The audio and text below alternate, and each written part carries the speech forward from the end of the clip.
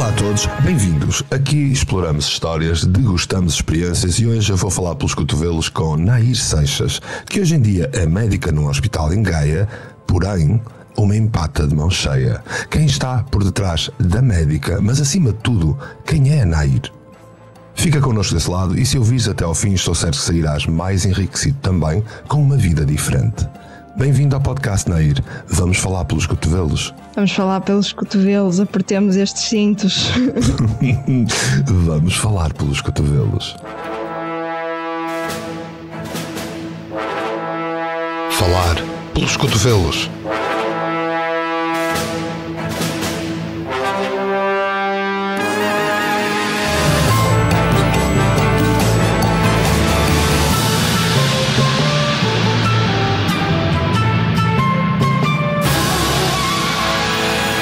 Com Mário Portela.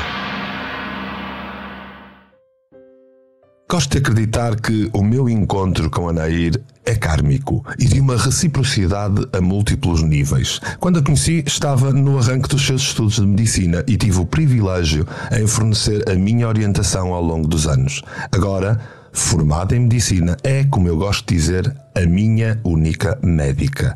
Aquela em quem eu mais confio no mundo da medicina convencional. A Nair acabou o curso em 2017 e está neste momento em clínica geral num hospital de Gaia. Chegou a passar por patologia clínica, mas, sem estar realizada a 100%, iniciou um percurso que a levará à área que primeiramente a trouxe à medicina, que é a psiquiatria. É certo que hoje está a servir abnegadamente a sua vocação para o bem-estar na clínica geral nas urgências, mas há muito mais que completam esta vida. O gosto pela arte, a paixão pelo balé, a extrema capacidade e empatia, as experiências mais obscuras da sua vida e tudo que ela pode contar, que acabam por apresentar as terapêuticas complementares. Mas vamos viajar as experiências em conjunto com a Nair. Obrigado, Nair, por estares aqui connosco. Hoje vamos falar pelos cotovelos. Obrigada, Mário. Obrigada por me teres considerado. Obrigada por valorizares a minha presença na tua vida. É dos maiores elogios que me podes fazer. E pronto, agarremo-nos e sigamos nesta viagem. Este podcast é patrocinado pela rádio do canal Portugal Místico, uma rádio online que foi inteiramente feita para ti. Não é incrível? Eu sei que sim, fui eu que a fiz. Tem blocos musicais, são 24 horas por dia. Ali logo de manhãzinha tens uma meditação, um podcast surpresa à hora do almoço e depois, todas as noites, podcasts inéditos que tu não queres perder. E está em radio.portugalmístico.com. Vamos começar pelo início. Acabei de te apresentar de uma forma rápida, resumida até, mas falta certamente um toque de alma nesta apresentação. Quem é a Nair? Quem é a Nair? Olha, perdoem o anglicismo, eu vou usar mais, ok? I'm the girl next door. Sou uma anónima e prezo o meu anonimato. Entre isso sou outras coisas, não é? São apenas parte do todo. Como o Mário disse, sou médica, sou bailarina, se é que me posso chamar, sou filha, sou namorada, sou amiga, sou um monte dessas coisas todas. És um conjunto enorme. Sou eu. Nair, sei-te muito cuidadosa e perfeccionista. Estou curioso em saber, logo de início, o que te leva a escolher a medicina como caminho. Conta-nos tudo. Eu, quando escolhi medicina, eu tenho de admitir que não estava em real conexão com a minha vocação. O meu sonho de criança tinha sempre sido ser vulcanóloga. Portanto, geóloga, sempre tive um fascínio pelos vulcões, pelos minerais, por toda a parte da geodinâmica interna. Era aquilo que eu gostava de efetivamente estudar, de ter conhecimento técnico acerca de. A saúde era uma área que também me interessava, até porque eu gostava da interação com as pessoas, mas eu não tinha real sentido de missão. Foi um pouco o produto da vida nos acontecer e também de pensarmos sobre o assunto e pensarmos que não somos só uma carreira, não é? E que eu também gostaria de ter família, também gostaria de manter a minha ligação às artes. E se calhar na carteira do vulcão isso não ia ser assim tão fácil. Exato. Curiosamente nos textos vocacionais tenham eles não é, a validade que têm. A saúde estava sempre muito, muito bem cotada. Aliás, era sempre a área mais bem cotada, o que eu achava estranho. E então acabei por escolher medicina mais racional do que emocionalmente. Contudo, acho que escolhi bem, porque com o estudo da área, com o desenvolvimento do trabalho na área, percebi que estava no sítio certo e que estava a completar uma parte de mim que eu também não conhecia até então inteiramente, quando fiz a escolha. Vai saber, e aqueles testes psicotécnicos até tinham a sua validade. Alguma. Olha, não deve ser segredo para ninguém que o percurso em medicina no nosso país é extremamente atribulado e muito exigente. No teu caso, como é que foi essa aventura académica até chegares, por exemplo, até ao internato? Foi dura, devo admitir. Houve muito sangue, suor e lágrimas, literal e metafórico. Fruto também um pouco de algumas experiências pessoais, como também já disse. A área da medicina que sempre me fascinou foi a psiquiatria, e sempre foi para aí que eu me tentei direcionar, mesmo durante o percurso na faculdade e no pós. No entanto, o consegui-lo foi, e aliás ainda não consegui, efetivamente, ainda estou ainda nesse estás percurso, em vias de... Exatamente, mas foi algo atribulado.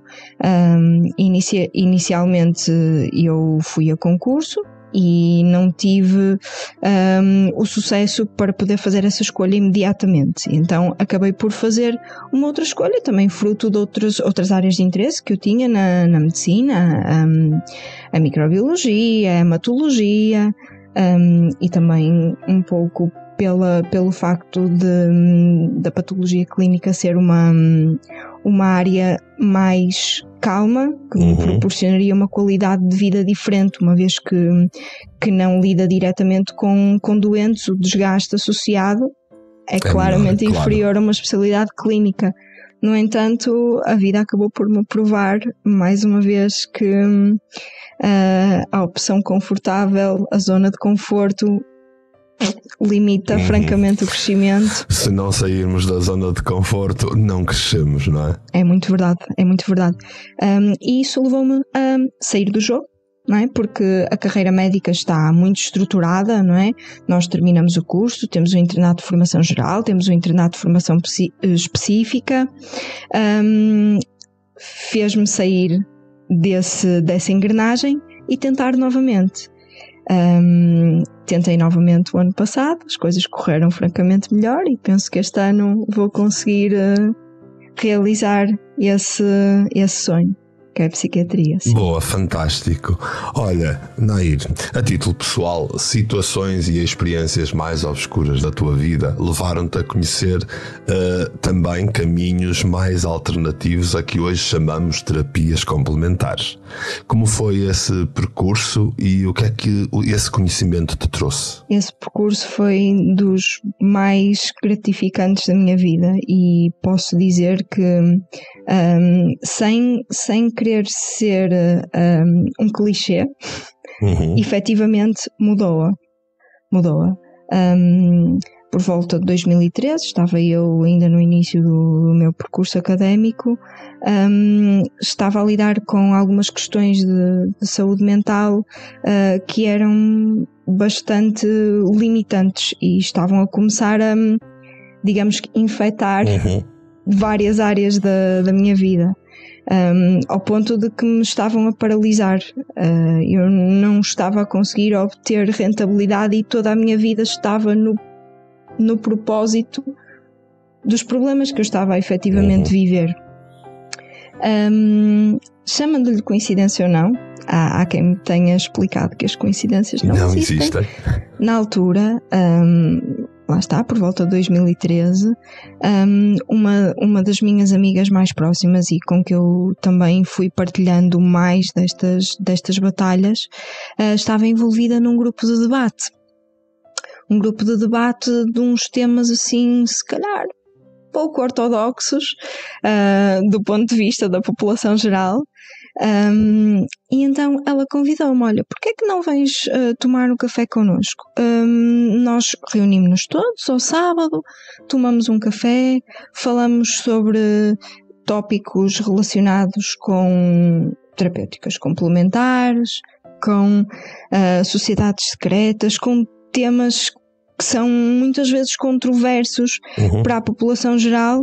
E eu olhei para aquilo e pensei: eu sempre senti realmente fascínio por isto, mas nunca encontrei o setting em que pudesse falar sobre estes assuntos.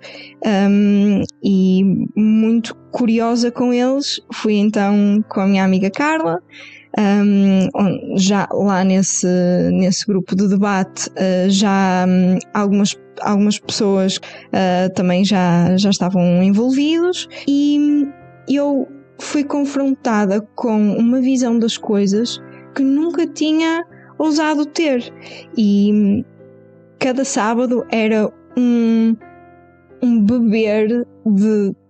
era a palavra certa é em inglês, desculpem-me os anglicismos novamente. E isso despertou o interesse de muitas áreas em particular, nomeadamente nas terapêuticas complementares, também como uma forma de autocura, como uma possibilidade de: será que isto funcionaria comigo? Será que eu conseguiria sentir-me um bocadinho menos mal? Será que eu conseguiria reabilitar-me? E o Mário foi o grande agente desta reabilitação, não só com tudo o que me ensinou em termos de teoria técnica, mas depois também em termos de mesmo terapêutica e um domínio mais próximo em contexto de consulta. Fez mesmo um milagre que eu pensei que nunca pudesse vir a ocorrer. Boa.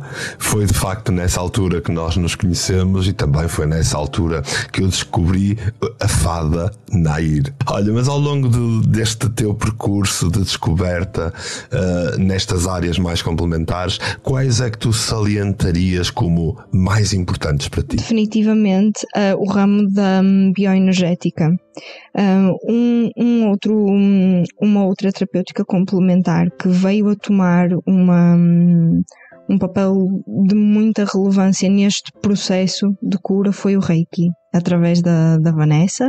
Eu já tinha ouvido falar destas questões bioenergéticas no passado, como disse, já tinha tido alguma curiosidade por elas, mas até nunca lhes tinha, mesmo até fruto da minha própria formação académica, nunca lhes tinha dado assim tanto crédito quanto isso. No entanto, eu penso que sou capaz de ter alguma abertura e de dar sempre o benefício da dúvida. E foi exatamente isso que aconteceu. O Mário e a Vanessa convidaram-nos a falarmos sobre Reiki. E eu tive das maiores surpresas em termos de... Aliás, posso contar um momento muito específico em que na formação do primeiro nível a Vanessa me escolheu para demonstrar uma metodologia, e eu não consigo sequer pôr em palavras aquilo que eu experienciei. Parecia magia. E foi efetivamente isso que eu consegui fazer com a minha vida a seguir. Portanto, sem ser um clichê, novamente, o Reiki foi o primeiro elemento modificador de paradigma para mim. Boa, e aos poucos depois, afinal, o milagre era possível. Pelo menos consegui voltar a acreditar, e isso foi a primeira coisa para o tornar possível, não é? Fantástico. Olha, e neste percurso todo, com o lado académico e estas descobertas fora do lado académico, o que é que te fez mais feliz no caminho, não é? O que me faz mais feliz, o que me fez e o que me faz. sem dúvida que, e não só em termos académicos, não só em termos profissionais, mas acho que todos os dias o que me faz mais feliz é mesmo, em primeiro lugar, sentir-me útil. Se calhar isto é um bocadinho egoísta, não é? Esta necessidade de propósito, mas assim realmente feliz é saber que fiz um dia de qualquer outra pessoa, próxima ou não, um bocadinho melhor, que ajudei um bocadinho. Isso é o melhor sentimento com que me posso deitar à noite, sem dúvida. Boa, Nair, qual é a tua cor favorita? É o verde. O verde. O que é que significa para ti o verde? O que é que te transmite? Que sensação te dá? Paz, harmonia, sem dúvida, mas sobretudo sentir que faço parte do todo. A contemplar a natureza cheia de verde é qualquer coisa. E então é com esta sensação de paz e de plenitude que vamos continuar a falar pelos cotovelos.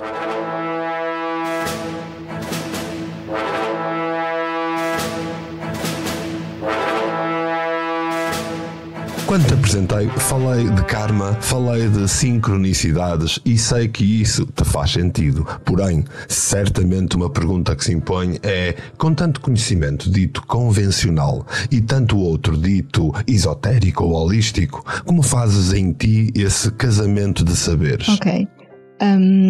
Eu, quando terminei o curso, fiz um juramento, o juramento de Hipócrates, que nos ensinou 4 princípios. Ok? O princípio da autonomia, que para mim é o princípio soberano, cada um de nós sabe o que é o melhor para si. O da beneficência, fazer bem. Da não maleficência, não fazer mal. E o da justiça, ser racional e adequado. Estas questões menos convencionais eu consegui experienciar na pele o quão, de forma autónoma, portanto, pela minha vontade, o quão benéficas elas puderam ser para mim. Foram tão benéficas que fizeram toda a diferença. E, nesse sentido, eu acho que merecem sempre oportunidade. É verdade que há muitas coisas que nós, do ponto de vista científico, não temos suporte. No entanto, enquanto não se sabia que a Terra tinha um movimento de rotação, não é? O pôr do sol era magia. O facto de nós não sabermos um mecanismo específico pelo qual as coisas acontecem não quer dizer que as coisas não aconteçam ou não sejam igualmente válidas. E se elas podem fazer bem, sem fazer mal, por que não? Portanto, acabas por usar o teu juramento de Hipócrates também para todos os outros saberes. Sim. Acho que são linhas orientadoras muito funcionais e lembro-me delas sempre que tenho que tomar uma decisão mais difícil, efetivamente. Boa, olha, mas preocupa-te de alguma forma o que esta sociedadezinha de hoje possa dizer sobre o facto de seres uma médica bem-sucedida que tem conhecimentos de terapêuticas diferentes? Neste momento já não me preocupa tanto, porque eu sou um produto de tudo aquilo que experienciei, do meu passado, né, das minhas dificuldades, dos momentos obscuros do que tu falaste, sim, e também de tudo o que eu passiva e ativamente fui aprendendo. Portanto, eu, quando exerço a minha atividade, eu não consigo ser de forma estanque alguma coisa. Eu sou sempre o produto dessas coisas todas, ok? Obviamente que em determinados contextos eu não posso impingir determinado tipo de ferramentas que não me são legitimadas. Exato. No entanto, há sempre coisas que eu consigo integrar na minha prática que maximizam exatamente o bem que eu posso estar a fazer, sem, no entanto, prejudicar ou tirar validade a outro tipo de intervenções. Fantástico. Basta ser empático, acho. Tu tens uma sensibilidade e uma empatia altamente desenvolvidas que te leva a sentir o mundo numa espécie de caleidoscópio complexo. Falamos tantas vezes sobre isto. É-te fácil lidar com essa complexidade? admito que as ferramentas que eu fui obtendo com o passar dos anos me têm ajudado. No entanto, mesmo hoje, tem alturas em que é um pouco overwhelming. Pronto, nós temos um corpo físico também, não é? Um corpo físico que está em relação constante com o meio externo e é sujeito a um conjunto de desgastes, não é? E quando existe um grau elevado de desgaste, que pela quantidade ou pela dificuldade do trabalho ou das interações faz com que o limiar da tolerância baixe, fica difícil ter a energia para integrar ativamente essas estratégias, porque isto parece muito bonito, mas dá trabalho, exige esforço ativo, pôr essas ferramentas em prática, e nessas alturas em que essa energia não existe, fica por vezes um pouco difícil, sim. Portanto, não é fácil ser esse caleidoscópio. Não é fácil. Mas também abre portas a uma gratificação grande quando se consegue funcionalizar. Isso também também é uma verdade. Fantástico. Olha, Nair, outra prova desta tua sensibilidade e até candura de vida é esta tua antiga paixão e dedicação ao balé, ao qual tu sempre estiveste ligada. O que é que representou, o que é que representa o balé para ti? Para mim, o balé é o meu botão de parar o tempo. Eu, quando danço, não existe mais nada, só existe a dança. Sou eu em pleno enamoramento comigo própria. E isso não tem substituto, não tem preço. Na altura, o balé, eu já danço mesmo há muitos anos. Quando era pequena, também dançava e fiz um interregno de alguns. Retomei um bocadinho mais tarde, assim, de forma um bocado mais séria, na altura pensando sempre no balé como uma forma de deslocar o meu perfeccionismo. Tornou-se muito mais do que isso. Lá está, como tinha dito, esse botão exatamente de parar o tempo e de expurgar às vezes emoções que são difíceis de processar de outra forma, difíceis de processar só dizendo, exato, só escrevendo. Portanto, vais conseguindo pôr em arte desta forma a tua vida também. Olha, mas isto chega ao ponto de hoje até estás a dar umas aulitas de balé, certo? Como é que arranjas tempo para tanta coisa? A minha motivação principal quando comecei a dar essas aulitas, infelizmente não foi a mais agradável. A minha professora de mais longa data, que é uma pessoa que me inspira imenso, infelizmente adoeceu com uma doença oncológica grave, e teve necessidade de substituição, e considerou-me também num elogio enorme como capaz de a substituir, e eu achei aquilo uma honra e foi assim que comecei. Sou sincera, não adoro a posição do professor. Gosto mais da posição da bailarina, do aluno. não é? Exatamente. No entanto, também é bom lidar com crianças e com um setting em que elas estão para se divertir, para usufruir e não para rigidamente aprender, porque o balé também foi evoluindo com os anos. Sim. Passou aquele paradigma do excesso de exigência e de disciplina, e hoje tenho uma postura um bocadinho mais holística até nos dias de hoje. Eu tenho o prazer de também frequentar uma academia onde a pessoa que está responsável tem muito essa visão como uma forma de crescimento pessoal e não como uma forma rígida de impor disciplina, de obter resultados. Boa. Olha, recordo-me de te definir mais do que uma vez, aliás, hoje já o disse, como uma fada. E por isso tenho de te perguntar, que mais magias pretendes tu fazer no teu futuro? Quais são os teus maiores objetivos?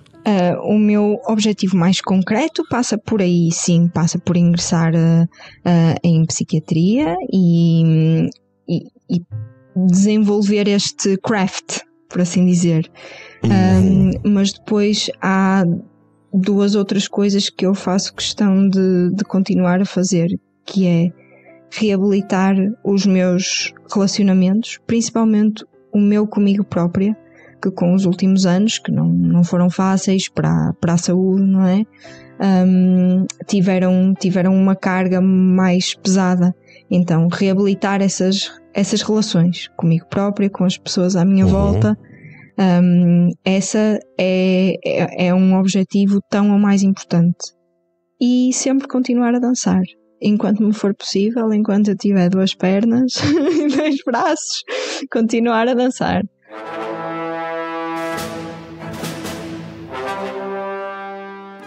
Quando falo pelos cotovelos, tenho questões mais profundas que normalmente nos tiram desta caixa habitual de entrevistas. Estás pronta para isso? Vamos a isso. Vamos lá.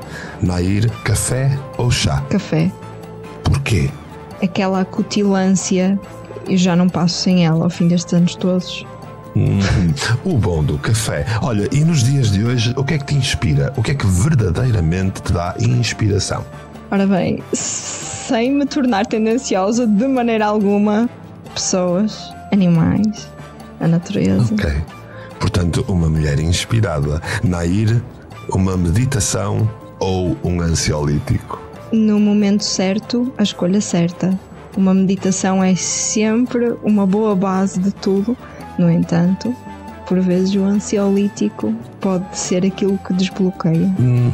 Boa. Se escrevesse um livro sobre a tua vida, que título lhe davas? Uau! É uma excelente pergunta. É muito difícil. Eu já tinha projetado no meu futuro um dia publicar as poesias que fui escrevendo e chamar-lhe-ei um dia em que eu possa fazer Songs of a Cold Winter. Portanto, para quem não souber inglês, canções de um inverno frio. Exatamente. Portanto, se calhar, se fosse a minha biografia... E Mário, esta pergunta merece uma meditação nela própria. Ok. Seria definitivamente algo nessa linha, mas menos frio. E se calhar mais a caminhar para a primavera. Sim, um bocadinho mais a caminhar para a primavera, um bocadinho mais no sentido de reconciliação, sem dúvida. Olha, Nair, cinema ou Netflix? Ora bem, não respondo Netflix porque seria demasiado exclusivo. No entanto, tenho uma maior tendência às séries. Mesmo assim, não passo muito tempo de volta de entretenimento. Até posso dizer que neste momento a maior parte do meu entretenimento até passa pelos podcasts do canal. Principalmente porque vou conduzindo bastante e são os meus companheiros de viagem. Boa, portanto, nem cinema nem Netflix, ouve-se os podcasts. Olha, se tivesses que adjetivar de forma rápida a humanidade dos dias de hoje, o que é que lhe chamavas? Cega. Cega. Nair, qual seria a tua viagem de sonho? Ora bem, a minha viagem de sonho foi recentemente arruinada. A minha viagem de sonho era a Rússia. No entanto, neste momento, a curto, médio, talvez até a longo prazo vai ser complicado. Portanto, uma outra viagem de sonho será à Irlanda, à Escócia. À Irlanda. E à Escócia. Bons, sim, excelentes sítios. Se tivesses que escolher o teu momento mais feliz, consegues partilhar qual seria? O meu momento mais feliz não consigo limitá-lo a um apenas. É um conjunto de momentos felizes. Consigo, felizmente, todos os dias faço questão de todos os dias arranjar um. Boa. E é assim que devemos seguir a nossa vida. Nair, preferes um elogio gratuito ou uma crítica mordaz? Os dois. No momento certo. O elogio quando aquele reforço positivo vai fazer a diferença, e a crítica quando é de facto preciso corrigir alguma coisa para podermos construir algo melhor. Boa. O que é que dirias que as pessoas mais subestimam em ti ou que habitualmente ficam com a ideia errada? A minha capacidade de as ler e de as compreender. por vezes também a minha coragem.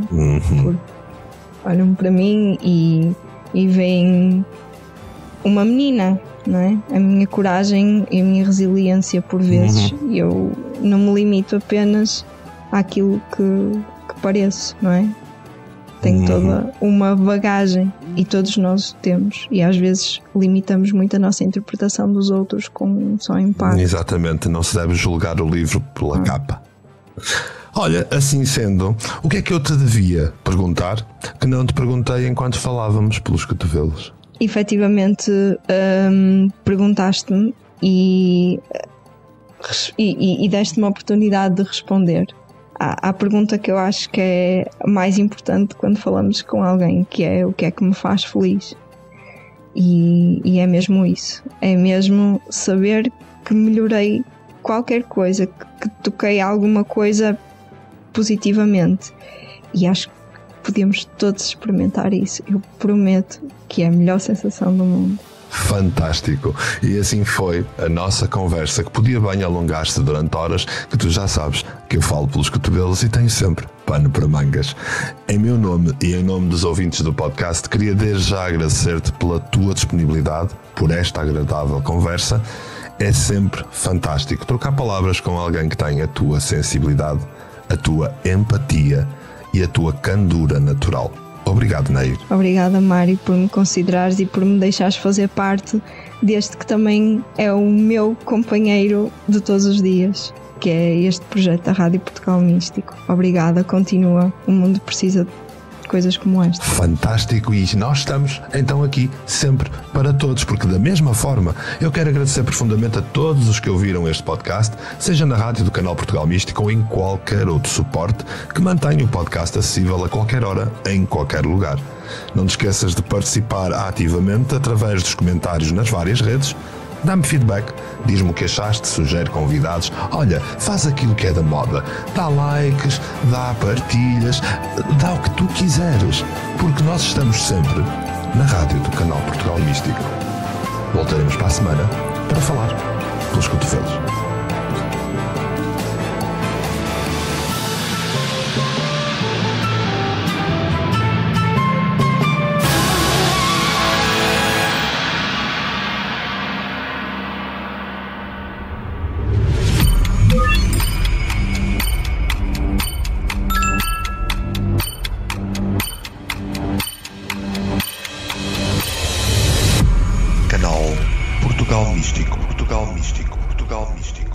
Foi feito para ti.